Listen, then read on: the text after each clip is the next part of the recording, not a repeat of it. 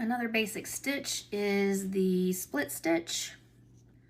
So it's similar to a back stitch, but you literally split the thread when you come back through each time.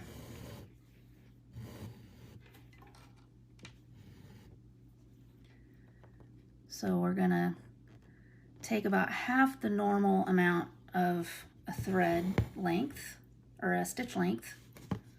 And you can see the end of my thread is coming through there from when I started. So then we're gonna literally come into the middle of the previous stitch like that.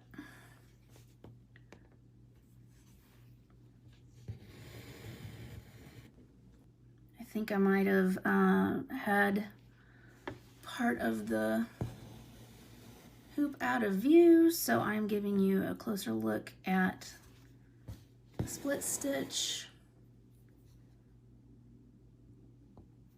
Again, we're